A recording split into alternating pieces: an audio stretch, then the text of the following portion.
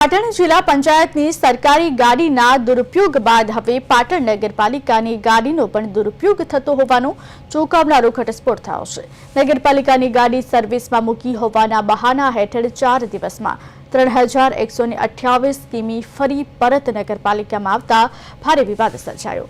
આ મામલે સત્તાધારી ભાજપના કારોબારી ચેરમેન સહિત અન્ય કોર્પોરેટરોએ પાલિકાની ગાડીનો દુરુપયોગ કરનારની તપાસ કરી ગમે તેવા ચમરબંધીને પણ છોડવામાં નહીં આવે અને જરૂર પડે પોલીસ ફરિયાદ કરવાની ચેતવણી આપી। તો આ સમગ્ર કૌભાંડનો પર્દાફાશ કરનાર પાટણ શહેર કોંગ્રેસ પ્રમુખ દીપક પટેલે શહેરીજનોના ટેક્સના પૈસે લાવવામાં આવેલી ગાડીના દુરુપયોગની તટસ્થતાપૂર્વક તપાસ કરી જવાબદારી સામે પગલાં ભરવાની માંગ કરી છે। વાહન શાખાની બોલેરો કેમ્પર 0885 નંબરની ગાડી જે વાહન શાખા દ્વારા કહેવામાં આવ્યું હતું 4 તારીખે સર્વિસમાં મૂકી છે મહિન્દ્રા શોરૂમમાં, પણ આ ગાડી મહિન્દ્રા શોરૂમમાં હતી નહીં, જેની અમે તપાસ કરતા આજે લોગબુક જે ગુમ કરી હતી એ લોગબુક આજે મળી આવી છે અને ગાડી પણ આજે મળી આવી છે ખોવાયેલી।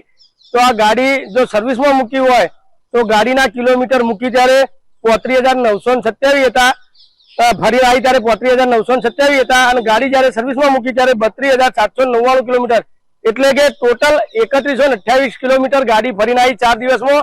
ખરેખર આ 3128 કિલોમીટર કોને ફેરવી એ તપાસનો વિષય છે। આ પોલીસ ફરિયાદ થાય તો જ આની સાચી હકીકત બહાર આવે। તો પાટણ નગરપાલિકાના સત્તાધીશોને મારી નમ્ર વિનંતી છે કે આમાં પોલીસ ફરિયાદ દાખલ કરી અને આ ગાડી જેને બિન આવા ગાડીનો ઉપયોગ થયો છે, કોઈ દારૂની ખેપ વાગી છે, કોઈ બીજી જગ્યાએ વપરાય છે, ક્યાં વપરાય છે, તપાસનો વિષય છે।